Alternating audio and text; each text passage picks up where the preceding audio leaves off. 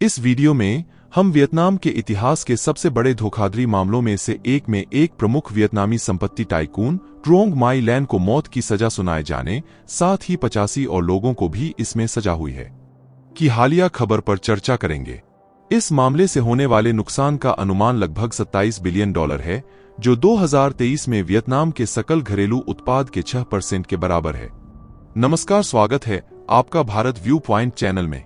आज की वीडियो में हम फ्रॉड भ्रष्टाचार के एक ऐसे ही मामले के बारे में आपको बताने वाले हैं। आखिर वियतनाम में इतना बड़ा फ्रॉड कैसे हुआ? लगभग 1 लाख करोड़ रुपए ठगने वाली वियतनामी प्रॉपर्टी टाइकून का बैकग्राउंड क्या है और वियतनाम में भ्रष्टाचार के इतने मामले कैसे सामने आ रहे हैं? तो चलिए वीडियो को शुरू करते हैं। लेकिन वीडियो को शुरू करने से पहले मैं आपसे एक अपील करना चाहता हूं। हम आपके लिए काफी मेहनत से ऐसे महत्वपूर्ण डिटेल्ड वीडियो लाते हैं। अगर आप हमारे चैनल को सब्सक्राइब करेंगे तो हमें भी मोटिवेशन मिलेगा और हम आपके लिए ऐसे और भी शानदार वीडियो लाते रहेंगे। आप ऐसे वीडियो के लिए हमारे चैनल को सब्सक्राइब कर सकते हैं। चलिए वीडियो को शुरू करते हैं और सबसे पहले जानते हैं कि पूरा मामला क्या है और उसके बारे में अधिक डिटेल में बात करेंगे। वियतनाम की प्रॉपर्टी टाइकून ट्रुओंग माई लैन को मौत की सजा सुनाई गई है। उन पर 11 सालों में साइगोन कमर्शियल बैंक (SCB) से 1 लाख करोड़ रुपए ठगने का आरोप है। लैंड प्रॉपर्टी डेवलपर कंपनी वान थिन फैट की चेयरवुमन है। उन्हें 2022 में गिरफ्तार किया गया था। उन पर फ्रॉड के साथ बैंकिंग नियमों का उल्लंघन और रिश्वतखोरी के आरोप भी लगे हैं।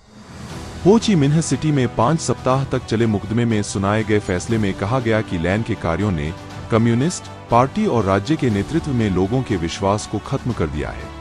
ब्रिटिश मीडिया द गार्जियन के मुताबिक लैन के अलावा 85 और लोगों को जेल की सजा हुई है। इनमें पूर्व केंद्रीय बैंकर, पूर्व सरकारी अधिकारी और कुछ पूर्व SCB अधिकारी भी शामिल हैं। आइए आपको बताते हैं इनके बैकग्राउंड के बारे में और साथ ही इतना बड़ा फ्रॉड कैसे हुआ। लैन ने हो ची मिन्ह सिटी के सेंट्रल मार्केट में कॉस्मेटिक्स व्यापारी के रूप में अपनी मां की मदद करना शुरू किया। बाद में 1992 में अपनी खुद की real estate company Van Thinh Phat की स्थापना की। जांचकर्ताओं के अनुसार उसे Saigon Joint Stock Commercial Bank (SCB) से अपने साथियों के साथ 304 ट्रिलियन डांग से अधिक की हेराफेरी करने का दोषी ठहराया गया था, जिसे लैन ने उधारदाताओं में बड़ी हिस्सेदारी को सख्ती से सीमित करने वाले नियमों के बावजूद दर्जनों प्रॉक्सी के माध्यम से प्रभावी रूप से कंट्रोल किया था। जांचकर्ताओं ने कहा कि 2018 की शुरुआत से लेकर अक्टूबर 2022 तक, जब राज्य ने लैन की गिरफ्तारी के बाद SCB में उसकी जमा राशि को फ्रीज कर दिया, उसने शेल कंपनियों को अवैध ऋण की व्यवस्था करके बड़ी रकम की हेराफेरी की। प्रॉपर्टी टाइकून ट्रुओंग माई लैन ने 2012 से 2022 तक अपनी पावर का इस्तेमाल करते हुए साइगोन कमर्शियल बैंक से अपनी कंपनी को फायदा पहुंचाने के लिए गलत तरीके से लोन लिए, कुछ पैसे अपने पास रखे और फ्रॉड को कवर करने के लिए ऑडिट अधिकारियों को रिश्वत दी। इससे बैंक को काफी नुकसान हुआ। वियतनामी मीडिया VN एक्सप्रेस इंटरनेशनल के मुताबिक 2012 से 2022 तक लैन और उसके सहयोगियों ने 3.66 लाख करोड़ रुपए से ज्यादा के 2500 लोन लिए, जो इस अवधि के दौरान साइगोन कमर्शियल बैंक (SCB) के कुल कर्ज का 93% था। लैन पर बैंक को 2.25 लाख करोड़ रुपए का नुकसान पहुंचाने का आरोप भी है। वियतनामी मीडिया VN एक्सप्रेस इंटरनेशनल की रिपोर्ट के मुताबिक लैन के वकीलों ने तर्क दिया है कि लैन ने किसी तरह की कोई ठगी नहीं की है, क्योंकि उनके पास SCB में कोई आधिकारिक पद नहीं था। हालांकि जज उनके बचाव से असहमत नजर आए हैं। जज का कहना है कि लैन के पास एक समय अलग अलग लोगों के माध्यम से SCB पर 91.5% मालिकाना हक था। वो बैंक की सर्वोच्च अधिकारी थी। एक सुनवाई में जज ने कहा, लैन असल में SCB की मालकिन थी। उन्होंने क्रेडिट अप्रूवल का अंतिम निर्णय और प्रमुख अधिकारियों की नियुक्ति तय की थी। इन सभी को लोग लैन के मुताबिक काम करें, इसलिए लैन ने उन्हें काफी पैसे भी दिए थे। कोर्ट का कहना है कि ट्रुओंग माई लैन एक समय पर SCB की सर्वोच्च अधिकारी थी। रिपोर्ट के मुताबिक जांच के दौरान जमा किए गए डॉक्यूमेंट्स और गवाहों के बयानों से साफ पता चलाता है कि लैन के पास अप्रत्यक्ष रूप से SCB डी और टिन में शेयर थे। डी और टिन बाद में SCB में मर्ज हो गए थे। इसके बाद उन्होंने SCB को अपने व्यक्तिगत खर्चों और अपनी कंपनी की फाइनेंशियल जरूरतों को पूरा करने के लिए इस्तेमाल किया। ऑडिटर्स को रिश्वत दी, 1 लाख करोड़ रुपए अपने पास रखे। 2012 से 2017 के बीच लैन ने अपने फायदे के लिए 368 कोलेटरल लोन के अप्रूवल का निर्देश दिया। बाद में इन लोन के लिए गिरवी रखी संपत्ति की कीमत गिर गई।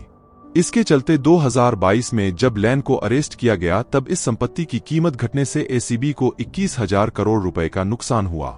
2018 से 2022 तक उन्होंने 916 लोन के अप्रूवल का निर्देश दिया, साथ ही बिना किसी जानकारी 1 लाख करोड़ रुपए अपने पास रख लिए। इससे 43,000 करोड़ रुपए का नुकसान हुआ।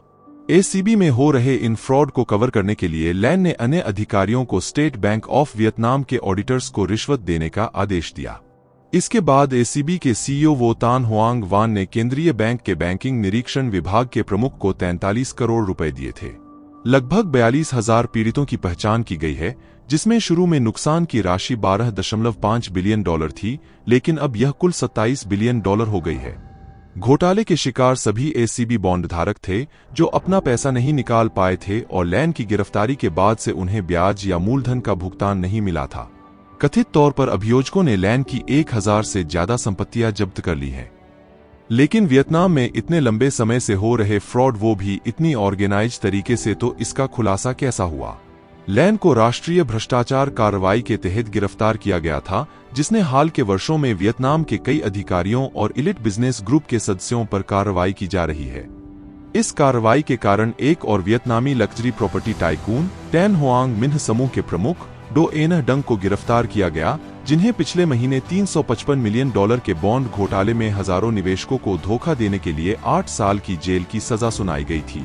अक्टूबर 2022 में लैन की गिरफ्तारी के बाद राजधानी हनोई और हो ची मिन्ह सिटी में सैकड़ों लोगों ने विरोध प्रदर्शन किया, जो सिंगल पार्टी सिस्टम वाले कम्युनिस्ट कंट्री में एक रेयर घटना है। 5 जजों के पैनल, जिसमें 3 जूरी सदस्य और 2 जज शामिल थे, जजों ने लैन की सभी बचाव दलीलों को खारिज कर दिया। ऐसे मामले में मौत की सजा एक असामान्य रूप से कठोर सजा है, जो अपराध की गंभीरता और वियतनाम की अर्थव्यवस्था और बैंकिंग क्षेत्र में लोगों के भरोसे को फिर से जीतने के लिए किया गया है।